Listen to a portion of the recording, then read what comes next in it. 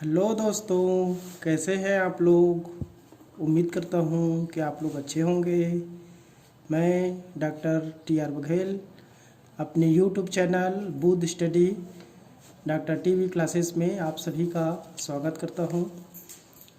चलिए, हम लोग आज पढ़ने जा रहे हैं प्राचीन भारतीय इतिहास में नवपाषाण काल।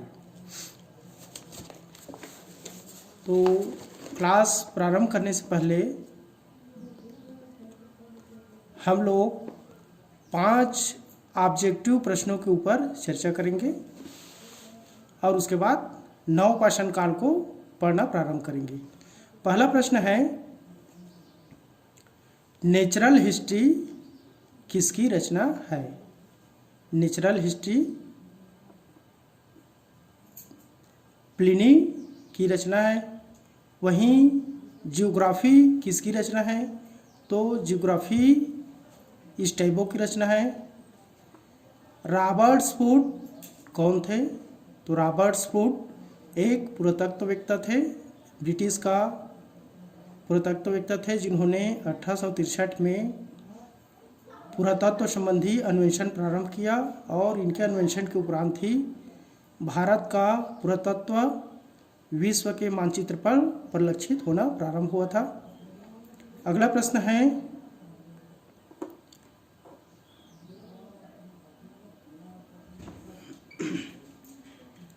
महापाषाण काल में पशुपालन के प्रमाण कहाँ मिले हैं।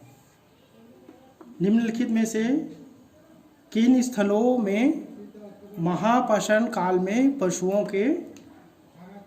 पशुपालन के साक्ष्य मिले हैं, तो बागोड़, राजस्थान में बागोड़ एक जगह है जहां पर पशुपालन का साक्ष्य मिलता है, जो कि मध्यपाषाण काल का स्थल है। भारतीय उपमहाद्वीप में कृषि के प्राचीनतम साक्ष्य कहाँ से प्राप्त हुआ है।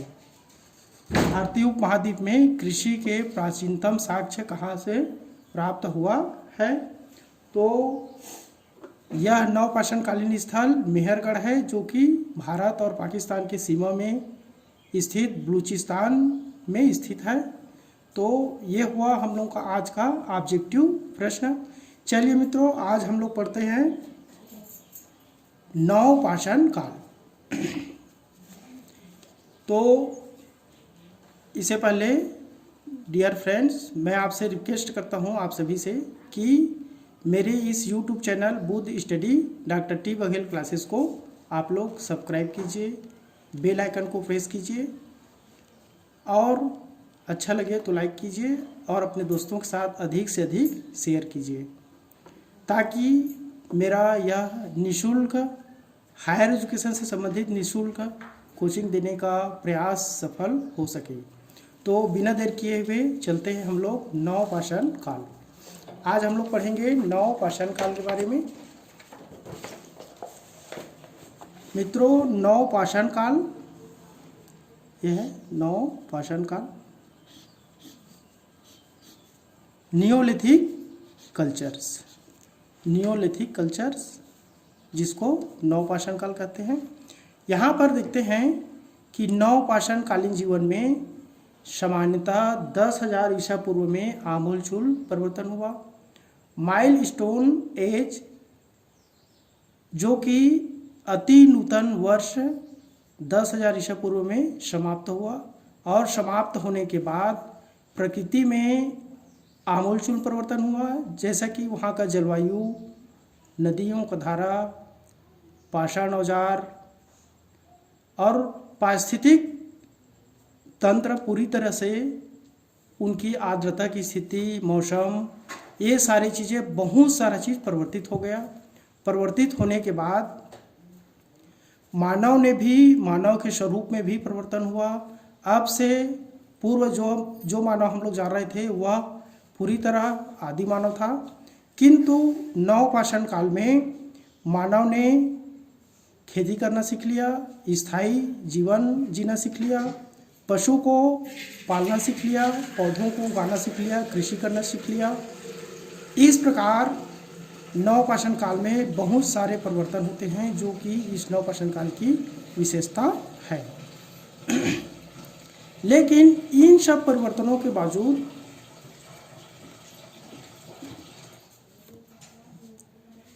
यह बिल्कुल इसका मतलब यह नहीं है कि अब तक पूर्व में प्रचलित सारी तौर तरीके मिट गए थे, जीवन पद्धतियाँ पूरी तरह से बदल चुके थे, ऐसा भी नहीं था। पुरानी पद्धतियाँ मानव के जीवन में प्रचलित थे, वे अब भी जारी थे। पुराने औजार, इससे पूर्व के सभी औजार अभी प्रचलन में थे। फिर भी देखते हैं नवपाषाण काल की शुरुआत कहाँ से होता है। जब भी हम नवपाषाण कालीन औजारों के बारे में, उनकी जीवन की संस्कृति के बारे में बात करेंगे, तब हमारा मतलब होगा कि वह कलात्मक होता था और मनुष्य ने स्थायी जीवन जीना प्रारंभ कर दिया था, खेती और पशुपालन करना प्रारंभ कर दिया था। खेती के साक्ष्य मिलते हैं और पशुपालन करना प्रारंभ कर दिया था। स्थायी बस्तियों में रहना प्रारंभ कर दिया था, स्थायी बस्तियां बसाना प्रारंभ कर दिया था। ये नवपाषाण काल संस्कृति की विशेषताएं हैं और इनके औजार पहले की तुलना में बहुत ही कलात्मक होने लगे थे। मानव बुद्धि का प्रयोग करना प्रारंभ कर दिया था, पशुओं को मित्र बनाना प्रारंभ कर दिया था और गेहूँ, जौ, चावल जैसे फसलों से परिचित हो गए थे और वे कृषि करना भी प्रारंभ कर दिए थे। तो देखते हैं विश्व के संदर्भ में नवपाषाण युग का प्रारंभ 9000 BC से प्रारंभ होता है। विश्व में नवपाषाण काल का युग 9000 BC से प्रारंभ होता है, किंतु भारत में नवपाषाण काल की शुरुआत 7000 BC में प्रारंभ होता है, 7000 ईसा पूर्व में प्रारंभ होता है। यह भारत में नवपाषाण युग की शुरुआत होती है, वह पश्चिमी एवं दक्षिणी एशिया में इनका परिवर्तन सबसे पहले दिखता है। तो चलिए मित्रों, हम लोग नवपाषाण कालीन संस्कृति को नक्शा के माध्यम से समझते हैं। देख लीजिए, ये भारत का नक्शा है। भारत का नक्शा में पहले हम लोग देख रहे हैं कि यह जो उत्तर भारत का बॉर्डर है वह पूरी तरह स्थापित नहीं है। इसके जो चिन्ह हैं आज के भारत के तुलना में पूरी तरह से वैसा नहीं दिख रहा है। तो इनका कारण है कि पहले अफगानिस्तान, बंगाल, ये नेपाल भारत के सीमा में थे। अभी ये पाकिस्तान, अफगानिस्तान, बंगाल, नेपाल, भूटान ये सभी स्वतंत्र देश हो गए हैं और भारत का वर्तमान स्वरूप अपने आप में आज के परिप्रेक्ष्य में स्पष्ट, उनका बाहरी बॉर्डर जो है स्पष्ट दिखता है। अभी यह जो नक्शा है वह नवपाषाण कालीन स्थलों को दिखाता है, जिसमें देखते हैं भारत का उत्तर पश्चिम क्षेत्र में अफगानिस्तान, यह अफगानिस्तान है। भारत के उत्तर पश्चिम क्षेत्र में अफगानिस्तान में कौन कौन से स्थल थे देखते हैं। घालिकाय, ये घालिकाय है और दूसरा है सराय खोला। अगला है इस्लामाबाद, ये पाकिस्तान में है। पीओके की राजधानी है पाकिस्तान, पीओके इस्लामाबाद पाकिस्तान की अभी राजधानी है। वहीं देखते हैं किली-गुल मोहम्मद, किली-गुल मोहम्मद भी अफगानिस्तान के क्षेत्र में है, सिंध में है। सिंध, ये जो पश्चिमी पंजाब है वह भी पाकिस्तान में है, किंतु इससे पहले वे भारत में थे। यहीं पर देखते हैं ये सिंधु नदी है। सिंधु नदी के जस्ट बगल में क्वेटा है, इसके बाद मेहरगढ़ है। यही मेहरगढ़ है जहाँ से नवपाषाण कालीन प्रारंभिक कृषि एवं स्थायी जीवन के साक्ष्य प्राप्त होते हैं, जो कि अफगानिस्तान पाकिस्तान के सीमा में एक जगह है बलूचिस्तान, वहाँ पर ये मेहरगढ़ स्थित है। उत्तर भारत में देखते हैं कश्मीर, कश्मीर में दो जगह है, एक तो बुर्जहोम जहाँ पर गर्तावास मिला है। गर्तावास यानी कि मनुष्य जमीन के नीचे घर बनाकर रहते थे, उसको गर्तावास बोलते थे।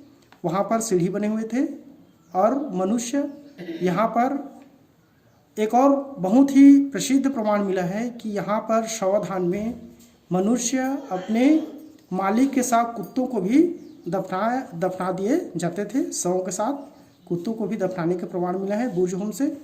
वहीं है श्रीनगर में, श्रीनगर के दक्षिण में है गुफ कुराल, यह भी कश्मीर में है। इसके बाद है यहाँ पर देखते हैं मित्रों, ये सिंध है। सिंध के 5 नदियों के बारे में हम लोग हड़प्पा सभ्यता में विस्तार से पढ़ेंगे, जैसे कि चिनाब नदी, अस्कनी, चिनाब का प्राचीन नाम है अस्कनी, रावी नदी का प्राचीन नाम है परोशनी, सतलज नदी जिसका प्राचीन नाम है शत्रुद्री, और सरस्वती का प्राचीन नाम है घग्गर। ये 5 नदी सिंधु घाटी सभ्यता में सप्त सिंधु प्रदेश के नाम से जाना जाता है, जिसको सिंधु घाटी सभ्यता में विस्तार से हम लोग पढ़ेंगे। यहाँ पर देखते हैं दिल्ली, जो कि यमुना नदी के तट पर है, वहीं पर गंगा नदी है। यहाँ पर देखते हैं पूर्वोत्तर क्षेत्र में है गुवाहाटी, जो कि प्राचीन समय में गुवाहाटी कहलाता था। पटना में है, पटना बिहार की राजधानी पटना है। वहाँ पर प्रमुख स्थल है चिराग, जहाँ से सर्वाधिक औजार प्राप्त हुए हैं, वो कि बुर्जहोम के बाद। बुर्जहोम में सर्वाधिक नवपाषाणकालीन औजार मिले हैं, उसके बाद चिराग, उसके बाद है छिदार एक अन्य जगह है जो कि पटना में ही है। इसके बाद देखते हैं यहाँ पर उत्तर प्रदेश में एक है कोल्डी हवा एक ऐसा जगह है जहाँ से विश्व में चावल के प्राचीनतम साक्ष्य हमें प्राप्त होता है कोल्डी हवा से, जो कि उत्तर प्रदेश में है, बेलन नदी के तट पर है। वहीं से एक और जगह है महागधा, ये भी उत्तर प्रदेश में है। यहाँ से भी नवपाषाणकालीन अवशेष प्राप्त होते हैं। कच्छी घाटी में देखते हैं नर्मदा नदी और ताप्ती नदी। नर्मदा नदी और ताप्ती नदी भारत की ऐसी 2 नदी है जो केवल अब अरब के सागर में गिरती है, और भारत की अन्य सभी नदियाँ बंगाल की खाड़ी में गिरती है। ये इन 2 नदियों की विशेषता है। नर्मदा नदी और ताप्ती नदी भारत की ऐसी 2 नदियाँ हैं जो अरब सागर में गिरती है, और बाकी सभी नदियाँ बंगाल की खाड़ी में गिरती है। यह भी परीक्षा में अनेकों बार पूछा जाता है। चलिए हम लोग नवपाषाणकालीन औजार के बारे में देखते हैं। नवपाषाणकालीन संस्कृतियाँ भारत में कहाँ कहाँ प्राप्त हुई है। यहाँ पर देखते हैं महानदी के क्षेत्र में भुवनेश्वर, ये उड़ीसा की राजधानी है। इसके ऊपर में कुचाई है, इसके ऊपर में बारूडी है। और यहाँ पर देखते हैं कोलकाता, जिसका प्राचीन नाम है कलकत्ता। यहाँ पर सुंदरवन डेल्टा है। इसके जस्ट बगल में है सेब्बलगिरी, ये नवपाषाणकालीन स्थल है सेब्बलगिरी। और दावोजाली हेल्डिंग भी भारत के ये कलकत्ता के नीचे में जगह है, जहाँ पर नवपाषाणकालीन संस्कृति के साक्ष्य प्राप्त होते हैं। महाराष्ट्र में नागपुर है। अब देखते हैं प्रायद्वीपीय भारत में, यानी कि दक्षिण भारत, जो कि कृष्णा और गोदावरी नदी के घाटी है, वहाँ के उत्तर के क्षेत्र को दक्कन कहा जाता है, इसको दक्कन कहा जाता है, दक्कन। जबकि इसके नीचे के भाग को दक्षिण कहा जाता है, दक्षिण भारत। ये 2 शब्द है, दक्कन और दक्षिण। तो कृष्णा गोदावरी नदी है यहाँ पर, कृष्णा गोदावरी नदी के उत्तर के भाग को दक्कन कहा जाता है, और इसके नीचे के भाग को दक्षिण भारत के नाम से जाना जाता है। तो हम लोग देखते हैं उतनूर एक नवपाषाणकालीन स्थल है, दक्कन में है। कोडेकल, ये भी नवपाषाणकालीन स्थल है। टेक्कलकोटा, ये भी है। मास्की भी है। हम लोग मौर्य काल में देखेंगे मास्की, गुर्जरा, ऐसे कुछ महत्वपूर्ण अभिलेख है जहाँ पर मौर्य महान सम्राट अशोक का नाम स्पष्ट उल्लिखित है। ये वही जगह है मास्की। इसके बाद देखते हैं शंगनकल्लू, दक्षिण भारत में है। इसके बाद है पलवाय, ये इसके बाद है कुबगल, इसके बाद है हल्लूर, फिर दक्षिण में ब्रह्मगिरी, टी नरसिंहपुर और पलवाय। यहाँ पर नीचे में है हेलमीज, फिर यहाँ पर मद्रास, इसकी राजधानी चेन्नई है। यहाँ पर मिला है पय्यमपल्ली। ये भारत का देखेंगे, ये भारत का कोरोमंडल तट है। भारत का तटीय पूर्वोत्तर क्षेत्र कोरोमंडल तट है, पूर्वी तट है। जबकि ये जो भारत का पश्चिमी क्षेत्र है, दक्षिण पश्चिमी क्षेत्र है, उसको मालाबार तट है, ये मालाबार तट के नाम से जाना जाता है। यहाँ पर इसके बगल में लक्षद्वीप है ना, आप लोग सभी जानते ही हैं। और ये अंडमान निकोबार द्वीप समूह है। ये अंडमान निकोबार द्वीप समूह भी भारत का हिस्सा है। यहाँ पर भारत का सबसे दक्षिणतम बिंदु है इंदिरा पॉइंट। ये भारत का दक्षिणतम बिंदु है, जो कि केप कमोरिन यहाँ पर है। श्रीलंका और भारत के बीच में केप कमोरिन है, वह भारत का सर्वाधिक दक्षिणतम बिंदु नहीं है, बल्कि ये इंदिरा पॉइंट भारत का सर्वाधिक दक्षिणतम बिंदु है। इसको भी परीक्षा में अनेकों बार पूछा गया है। हालांकि इसका संबंध नवपाषाण काल से बिल्कुल नहीं है। तो हम लोग देखते हैं नवपाषाणकालीन विशेषताएं।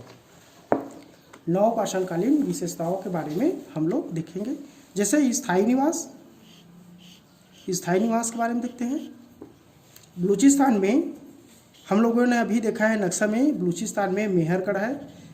अभी नव अन्वेषण में यह पता चला है कि मेहरगढ़ से पूर्व अभी तक मेहरगढ़ को ही भारत का प्राचीनतम स्थायी वसाहत और नवपाषाणकालीन कृषि के साक्ष्य के रूप में माना जाता था। किंतु अभी हाल में एक नवीन अन्वेषण हुआ है, और इस नवीन अन्वेषण से यह पता चला है कि उत्तर प्रदेश के संत कबीरनगर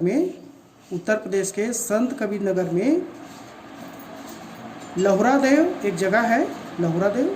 लहुरादेव एक जगह है जो कि भारत का स्थायी वसाहत का सर्वाधिक प्राचीन होने का साक्ष्य प्राप्त हुआ है, लहुरागढ़। इससे पहले मेहरगढ़ को माना जाता था, लेकिन अभी आपके ऑप्शन में अगर लहुरागढ़ आता है तो यह लहुरागढ़ इसका सही आंसर होगा, जो कि नए अन्वेषण में प्राप्त हुए हैं, जो कि उत्तर प्रदेश में है। और यहीं से कृषि का भी साक्ष्य प्राप्त होता है। कृषि और स्थायी वसाहत का साक्ष्य मेहरगढ़। अगर लहुरादेव ऑप्शन में नहीं है तो आपका आंसर होगा मेहरगढ़। किंतु अगर लहुरादेव जैसे जगह अगर ऑप्शन में है तो वो आपका ऑप्शन है विश्व के प्राचीनतम स्थायी वसाहत एवं कृषि के साक्ष्य से प्राप्त होने के उत्तर है लहुरादेव। अगर ऑप्शन में ये नहीं है तो आपका आंसर है मेहरगढ़, जो कि बलूचिस्तान क्षेत्र में है। यहाँ पर 9000 BC से 7000 BC के मध्य में चावल के साक्ष्य प्राप्त हुए हैं। कहाँ से? लहुरादेव से। वहीं इससे पहले मेहरगढ़ को माना जाता था। यह नवीन खोज है, बिल्कुल नवीन खोज है। बहुत सारी किताबों में शायद मिले या न मिले, ऐसा मैं नहीं कह सकता हूँ, लेकिन यह नवीन तथ्य है जो आप लोगों को मिल रहा है। आपके पास पुरानी किताब होंगे तो शायद वह तथ्य आपको न मिल पाए। देखते हैं अन्य स्मरणीय तथ्य में किन किन चीज़ों का कहाँ कहाँ अन्वेषण प्राप्त हुआ है। जैसे चीनी की यांगत्से नदी में लगभग 7000 ईसा पूर्व में हमें मिला है चावल उगाए जाने का साक्ष्य। चीन यांगत्से नदी है चीन में, वहाँ से 7000 ईसा पूर्व में चावल उगाए जाने का साक्ष्य मिला है। मक्का कहाँ से प्राप्त हुआ है? प्राचीनतम रूप से 6000 ईसा पूर्व में मक्का मिला है मैक्सिको में। मैक्सिको जो कि उत्तरी अमेरिका का एक शहर है, वहाँ से मैक्सिको को मक्का उगाए जाने का साक्ष्य मिला है। बाजरा 5500 ईसा पूर्व में चीन से मिला है। बाजरा चीन से मिला है। अब यहीं पर देखते हैं सोरघाम में 5000 ईसा पूर्व में पूर्वी अफ्रीका में एक फसल है सोरघाम, जो कि पूर्वी अफ्रीका में 5000 ईसा पूर्व में उगाए जाने के साक्ष्य मिले हैं। राई के उगाए जाने के प्राचीनतम साक्ष्य मिला है दक्षिण पूर्व एशिया में। दक्षिण पूर्व एशिया का तात्पर्य है इंडोनेशिया, जावा, सुमात्रा, म्यांमार, लाओस, ये सब दक्षिण पूर्व एशिया में आता है। यहाँ से राई के उगाए जाने के प्राचीनतम साक्ष्य मिले हैं। जौ कहाँ से मिला है? 2300 BC में। 2300 BC में जौ मिला है यूरोप में। सर्वप्रथम जौ का उगाए जाने का प्रमाण मिला है। देखते हैं आगे। अब ये तो रही संक्षिप्त विवरण। इसके बाद देखते हैं इन सभी स्थलों का जो कि परीक्षा के दृष्टिकोण से महत्वपूर्ण है, उनका विस्तार से देखेंगे। देखते हैं पहले किली गुल मोहम्मद।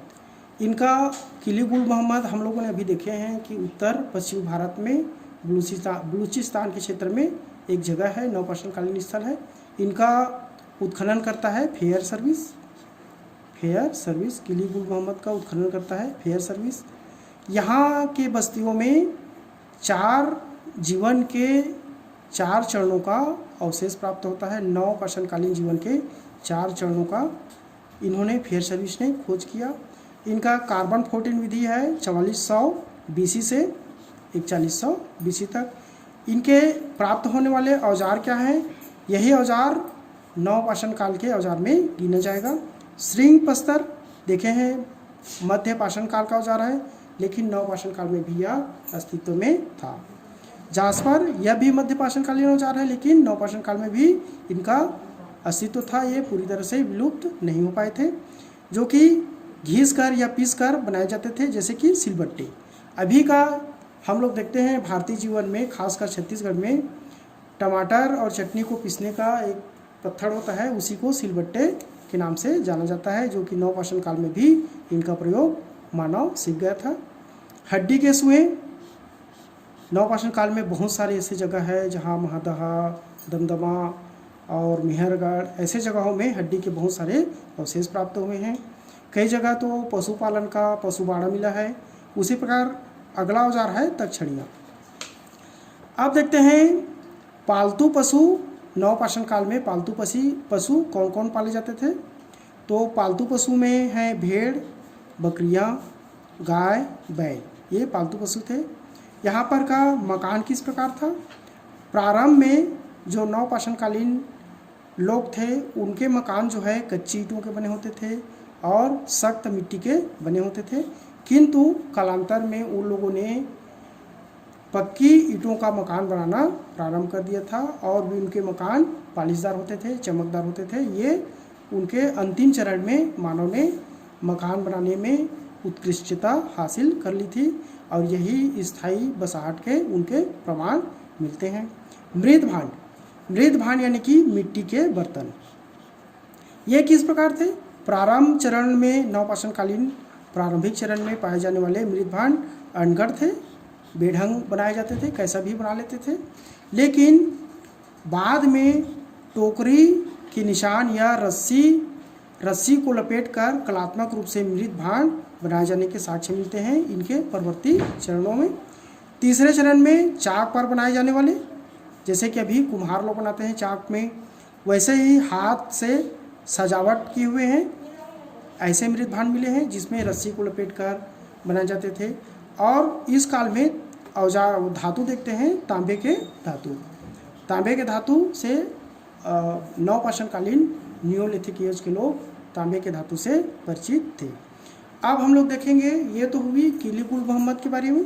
अगला है राणा घुंडई। इनमें अनेक आवास मिले हैं, चूल्हे से युक्त रसोइया मिले हैं, हड्डियों के नोकदार उपकरण मिले हैं और 4 दांतों वाले खच्चर जैसे पालतू पशु से इन लोग परिचित थे। सभी 9 पाषाण कालीन पशु थे। अनेक औजार मिले हैं राणा घुंडई से, चूल्हे से युक्त रसोइया मिले हैं, हड्डियों के नोकदार उपकरण मिले हैं। अगला है अंजीरा। अंजीरा जो है श्रृंग प्रस्तर उद्योग के लिए के साक्ष्य प्राप्त होते हैं। यहाँ पर छोटा मनका मिला है। मनका का तात्पर्य है जो साधु संत लोग ऐसे राम राम करके जपते रहते हैं, उनको मनका बोलते हैं। ऐसे घुमाते रहते हैं हाथ में और जपते रहते हैं, वही मनका कहलाता है। जैसे सुआ के हड्डियाँ, सुआ है ना, मीठभान यहाँ से प्राप्त हुए हैं अंजीरा से। आप देखते हैं अगला है मुंडी गांव। इनका समय है 4000 BC से 3500 BC तक। इनके खोज करता है J.M. कैसल। ये दक्षिण पूर्व अफगानिस्तान में है और यहाँ पर बस्तियों के बसाए जाने के एक अनुक्रम मिला है, यानी कि एक बस्ती के बाद, एक बसाहट के बाद वह बस्ती उजड़ गया, फिर उसके बाद दूसरी बस्ती वहाँ पर बस गई, उसके बाद फिर बस गए। इस प्रकार इनके बसाहट के अनुक्रम देखने को मिलता है मुंडी काग से। मित्रों, अगला है जम्मू कश्मीर में बुर्जहोम और दूसरा है गुपकराल। यहाँ पर दो महत्वपूर्ण स्थल है, बुर्जहोम और अगला है गुपकराल। बुर्जहोम के बारे में देखते हैं। गर्तावास, ये गर्तावास होता क्या था? अभी के मानव जमीन के ऊपर घर बनाकर रहते हैं, लेकिन कश्मीर में नवपाषाण कालीन मानव जमीन के नीचे जमीन को खोद कर वहाँ पर घर बनाते थे और उसमें रहते थे, उसको गर्तावास बोलते हैं। और इन गड्ढों में बनाए जाने का ये घर है, यानी कि गड्ढा खोद कर नीचे में रहते थे, उसी को गर्तावास बोलते हैं। गर्त में रहना यानी कि ज़मीन को खोद कर नीचे रहना। इनके गर्तावास में क्या क्या विशेषताएं हैं, इनको देखेंगे। गर्तावास के चारों ओर खंभे गड़ाने के साक्ष्य मिले हैं, छिद्रयुक्त वहाँ पर चिन्ह मिला है, छिद्र बने हुए थे गर्तावास के चारों ओर, जहाँ पर हमारे वैज्ञानिक पुरातत्वविद ऐसा अनुमान लगाया है कि वहाँ पर खंभे गाड़ते रहे होंगे। गर्तावास के ऊपर शंकुआकार छतें बनाई जाती थी, उनको ढका जाता था, छत बनाए जाते थे ताकि उसे पानी वर्षा वगैरह से बचा जा सके। अधिक गहरे गर्तावास में जाने के लिए सीढ़ियाँ भी बनी हुई हैं, सीढ़ियाँ मिले हैं। अगर गर्तावास बहुत ज़्यादा गड्ढा है तो वहाँ नीचे जाने के लिए सीढ़ियाँ बने हुए थे। 2920 ईसा पूर्व के आसपास यहाँ बस्ती बसना शुरू हो गया था। बुर्जहोम में 2920 ईसा पूर्व के आसपास बस्ती बसना शुरू हो गया था। अनेक कब्रें मिली हैं। कब्रें यहाँ की मुख्य विशेषता है, गर्तावास और कब्रें। कब्रें में पालतू कुत्तों को उनके मालिक के साथ दफना दिया जाता था। चूँकि यह अपने तरीके का प्राप्त होने वाला भारत में प्रथम स्थान है और यह परीक्षा में अनेकों बार पूछा भी जाता है कि कब्रों में पालतू कुत्तों को दफनाने का साक्ष्य कहाँ से मिला है, तो वह उत्तर है बुर्जहोम से। अनेक प्रस्तर एवं हड्डियों के औजार भी प्राप्त हुए हैं बुर्जहोम से। भारत में अन्यत्र कहीं भी प्राप्त न होने वाले छिद्रयुक्त आयताकार गंडासे या सांड पत्थर भी बुर्जहोम से प्राप्त हुए हैं।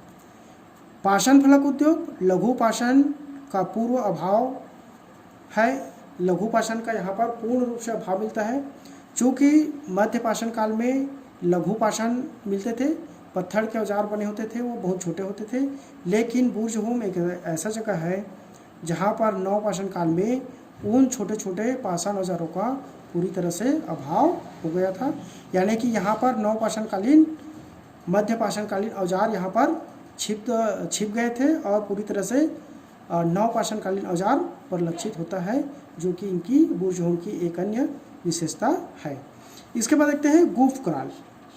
गुपकराल कश्मीर में दूसरा महत्वपूर्ण स्थल है। नक्शा में हम लोगों ने देखे अभी, कश्मीर में श्रीनगर के दक्षिण में है गुपकराल। शाब्दिक अर्थ होता है गुपकराल का मतलब होता है कुलाल। कुलाल यानी कि कुम्हार की गुफा, कुम्हार की गुफा। गुपकराल का शाब्दिक अर्थ होता है कुलाल यानी कि कुम्हार की गुफा, जो कि बड़ी संख्या में हड्डियों के औजार प्राप्त होते हैं। गुपकराल में बड़ी संख्या में हड्डियों के औजार प्राप्त होते हैं,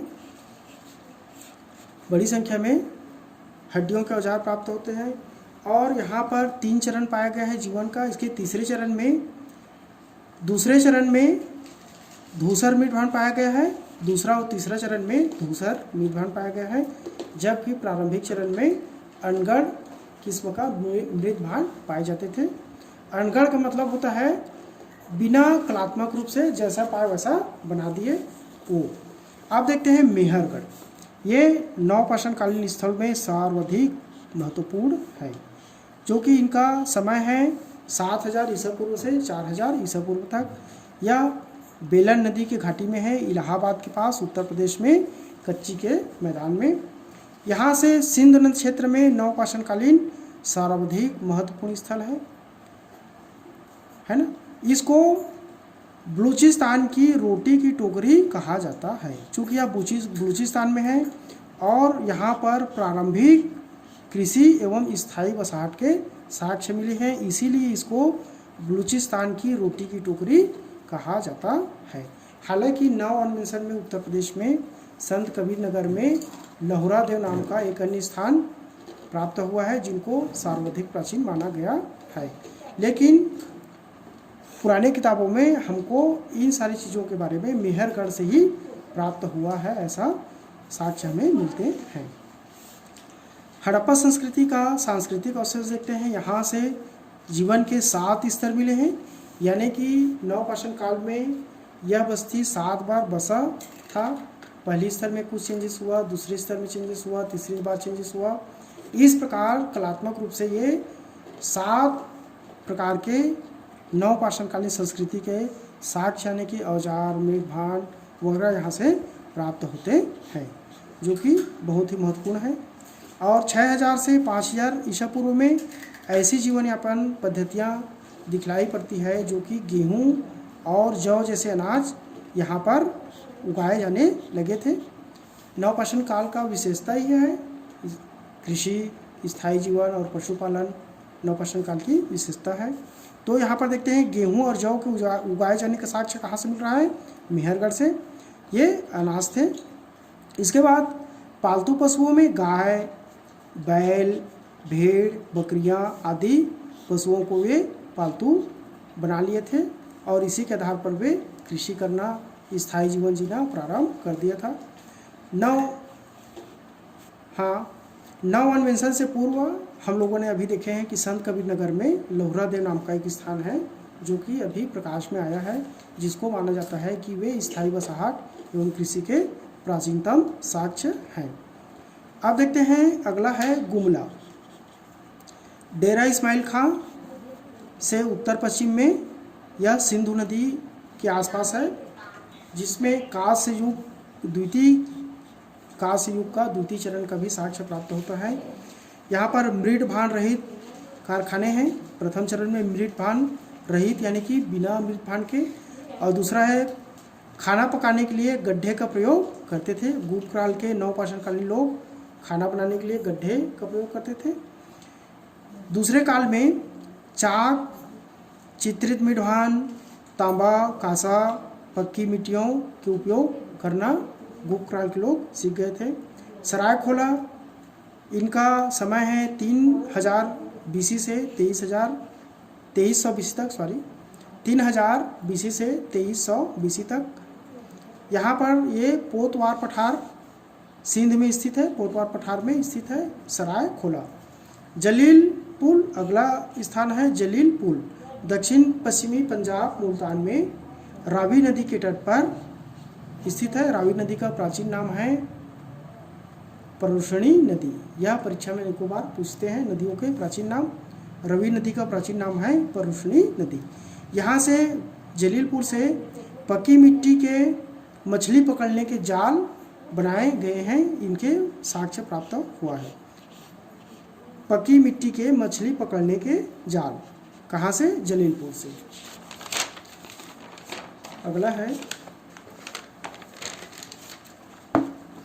अगला है सिंध के पूर्वी क्षेत्र की स्थल, जहाँ पर गुरदीप सिंह ने अन्वेषण किया है, जो कि राजस्थान के आसपास है। इनका समय है 7000 BC। 7000 BC मतलब ईसा पूर्व, 7000 ईसा पूर्व। अब है अगला है कोल्डी हवा। यह नवपाषाणकालीन स्थल में मेहरगढ़ के बाद दूसरा प्रसिद्ध स्थल है, जो कि इस्लामाबाद में है और बेलन नदी की घाटी में है। बेलन नदी की घाटी में कोल्डी हवा है, जहाँ से वृत्ताकार झोपड़ियों के कई स्तर मिले हैं कोल्डी हवा से।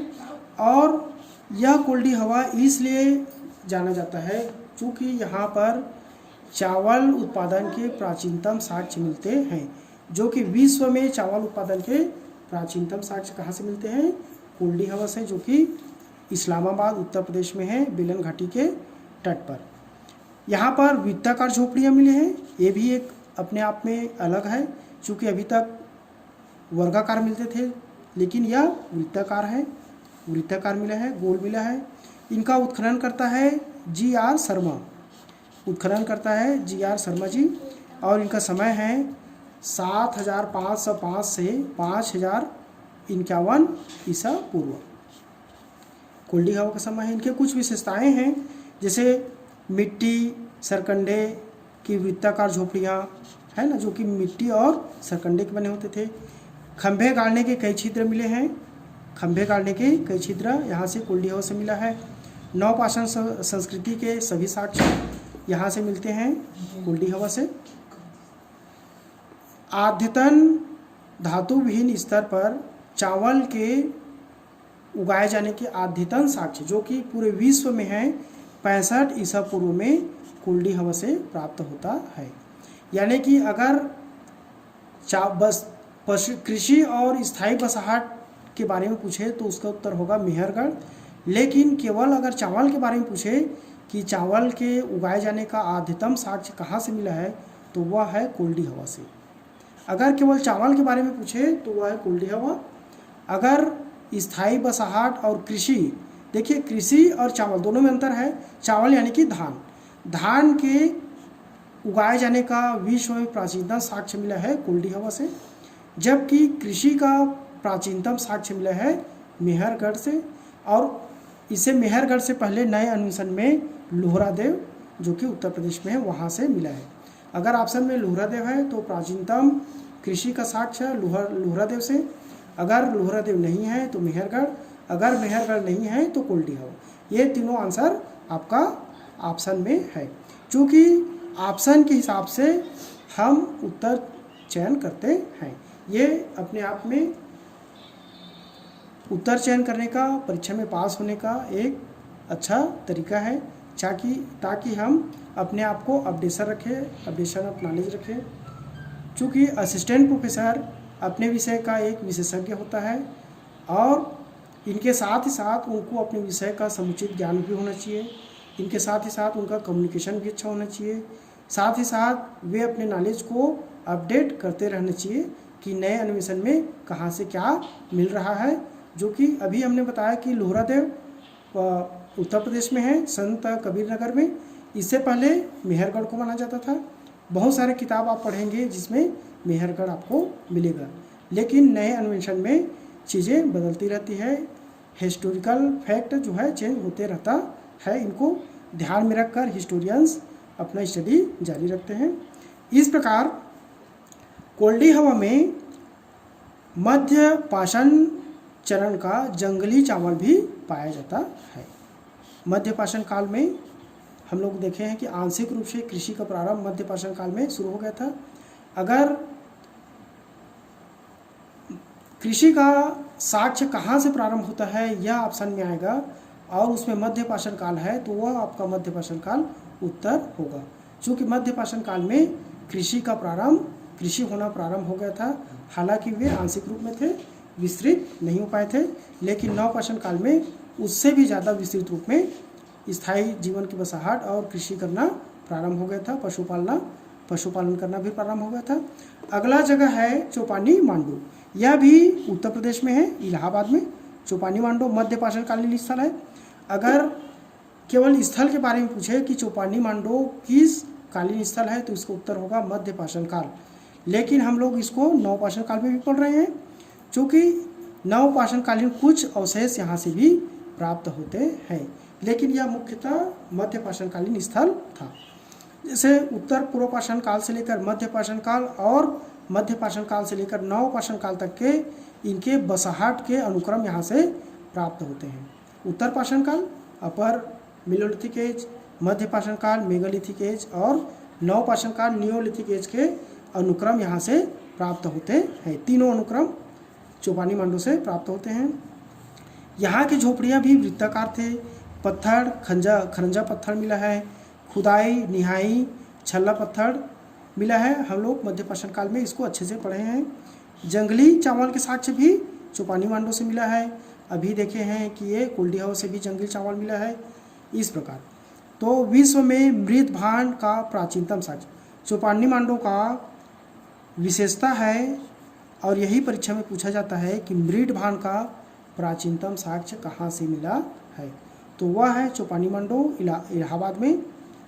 और इनको अन्वेषण किया है इलाहाबाद यूनिवर्सिटी के प्रोफेसरों ने अन्वेषण करके बताया है कि यहाँ से विश्व के मृत भांड का प्राचीनतम साक्ष्य प्राप्त होता है। थोड़ा सा वीडियो ज़्यादा अधिक हो रहा है, लेकिन असिस्टेंट प्रोफेसर का परीक्षा भी कम महत्वपूर्ण नहीं है। थोड़ा सा समय देने में हमें कोई दिक्कत नहीं है। इसको खंड खंड में भी बनाया जा सकता है, किंतु मैं चाहता हूँ कि एक ही वीडियो में नवपाषाणकालीन संस्कृति का पूरी तथ्यात्मक जानकारी आप लोगों को मिल जाए। तो अगला है ताराडी, ये भी एक नवपाषाणकालीन स्थल है। यह पटना में है, महाबोधि विहार के निकट बिहार में है, पटना में है, गया में है। उसके बाद है नापचिक, एक जगह है नापचिक जो कि 1650 से 350 ईसा पूर्व में मणिपुर की पहाड़ी में स्थित है। पहाड़ी में स्थित है नापचिक, मणिपुर की पहाड़ी के ढाल में स्थित है। उसके बाद है पांडु राजा ढीबी, यह बहुत ही महत्वपूर्ण स्थल है जो कि अजय घाटी में है, यह पश्चिम बंगाल में है। पांडु राजा ढीबी यह पश्चिम बंगाल में है, अजय घाटी में है। नवपाषाण काल और ताम्रपाषाण काल के स्थल है, यह नवपाषाण काल और ताम्रपाषाण काल दोनों का स्थल है। धान की भूसी की छाप वाले मृतभांड यहाँ से पाए गए हैं। धान की भूसी की छाप वाले मृतभांड, चित्रित लाल मृतभांड, घिसाई पत्थर के औजार, हड्डियों के औजार पांडु राजा ढीबी से प्राप्त होते हैं। अगला स्थल है महागार, यह भी इलाहाबाद के दक्षिण में है, बिलन घाटी में है। महागार एक महादह है जहाँ से हड्डियों के बहुत सारे औजार मिले हैं, जो कि युगल सावधान के साक्ष्य भी मिले हैं महादह से। लेकिन यह स्थल महागार है जो कि नवपाषाणकालीन स्थल है। इसका खोज करता है GR शर्मा जी। खुरों के निशान से युक्त मवेशी बाड़ा यहाँ से मिला है। मवेशी पशुओं को रखे जाने का एक स्थान यहाँ से मिला है जिसमें खुरों के निशान पाए गए हैं। अगला है ब्रह्मागिरी, देखते हैं यह ब्रह्मागिरी प्रायद्वीपीय क्षेत्र में है, दक्षिण भारत में है, कर्नाटक में है। इसके उत्खनन करता है SM व्हीलर। SM व्हीलर जी ब्रह्मागिरी के उत्खनन करता है, दक्षिण भारत में है, नवपाषाणकालीन सांस्कृतिक स्थल है। दक्षिण भारत में अन्य स्थल हम लोगों ने नक्शा में देखे हैं, जैसे मस्की, पिकलीहल, संगनकल्लू, पय्यमपल्ली, हिमिंगे, नागार्जुनकोंडा, कोडाइकल, उतनूर आदि। यहाँ से एक विशेषता दक्षिण भारत में एक विशेषता समान रूप से देखने को मिलता है कि यहाँ पर राग के टीले पाए गए हैं। दक्षिण भारत में सभी स्थानों से राग के टीले पाए गए हैं और पशुबाड़ा। दक्षिण भारत में नवपाषाणकालीन स्थल में राग के टीले और पशुबाड़ा महत्वपूर्ण विशेषता है। देखते हैं अगला स्थल है सारूतारू। सारूतारू असम में है, मेघालय, असम और मेघालय की सीमा पर है। इनकी विशेषता है स्कंधी गोलवर्ध कुल्हाड़ी। स्कंधी यानी कि धारयुक्त कुल्हाड़ी यहाँ से प्राप्त मिला है सारूतारू से। और डोरियों या टोकरियों की छाप वाले मृतभांड जिसमें डोरी और टोकरियों को बनाए जाते थे, है नहीं। देखते हैं सेनुवार। सेनुवार एक अन्य जगह है। सेनुवार एक अन्य जगह है जिनका समय है 2300 से 1600 ईसा पूर्व। नवपाषाणकालीन स्थल है और यहाँ से ताम्रपाषाण काल के अवशेष भी प्राप्त होते हैं। रोहतास कैमूर की पहाड़ियों की तलहटी में है सेनुवार।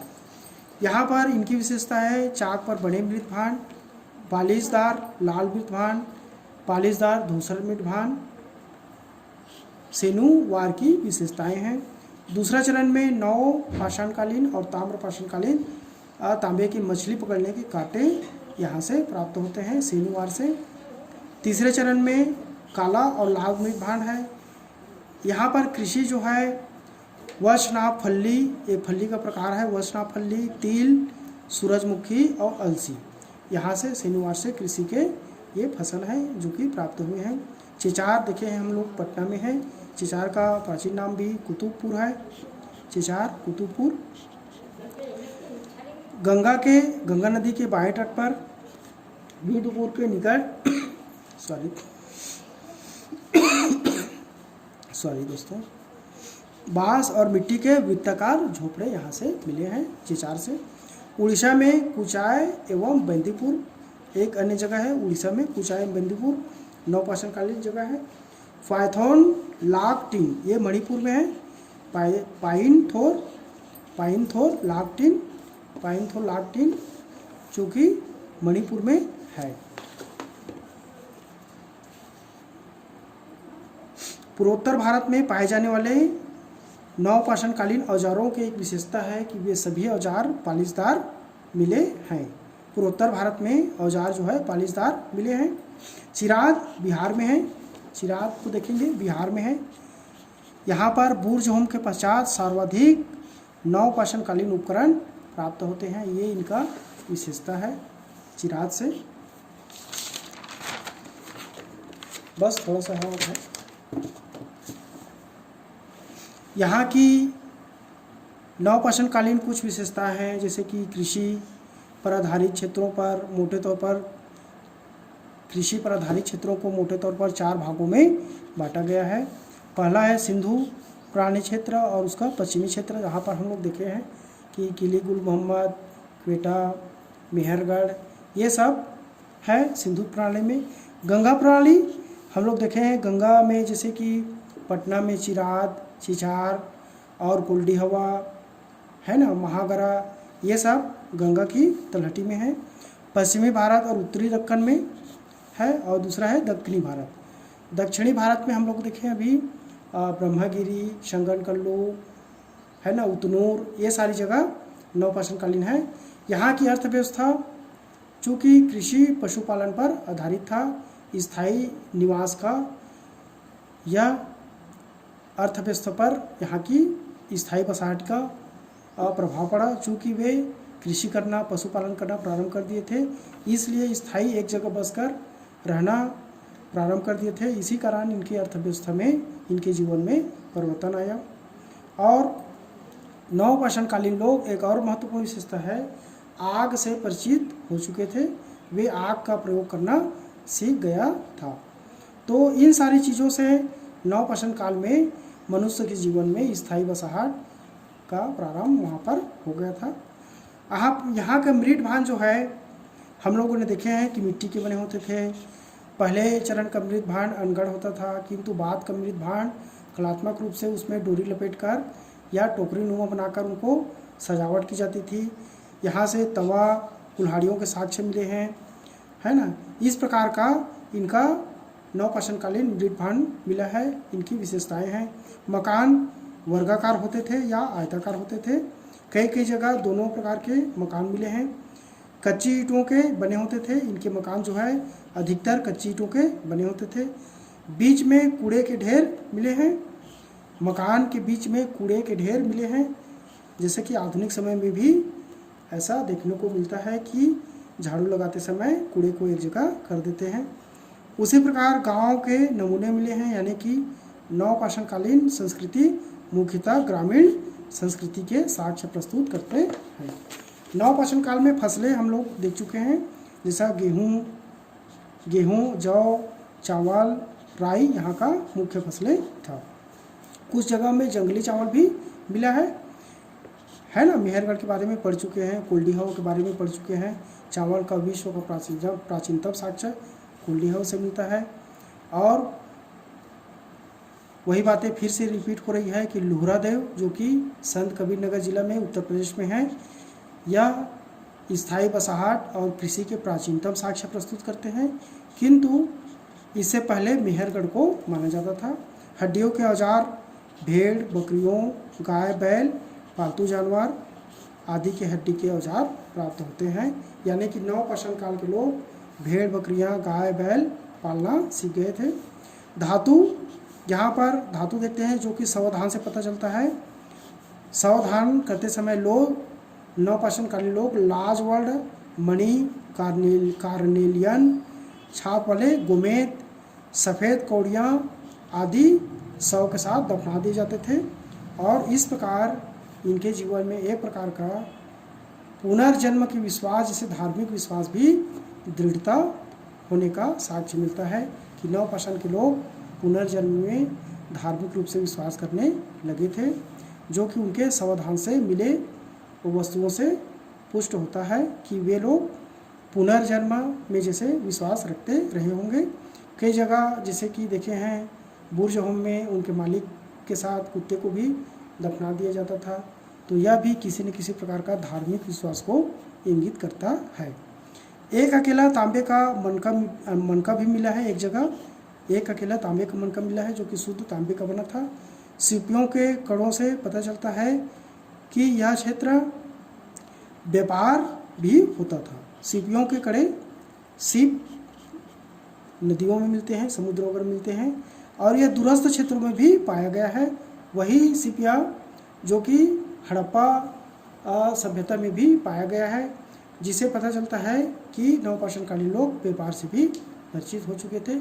एक बात और कहना चाहूँगा कि नवपाषाण काल के कुछ स्थल ऐसे मिले हैं जहाँ से हड़प्पा सभ्यता की शुरुआत का प्रारंभ होने का साक्ष्य प्रस्तुत करता है, यानी कि नवपाषाण काल, ताम्रपाषाण काल और हड़प्पा सभ्यता के तक नवपाषाणकालीन अवशेष अस्तित्व में रहे होंगे।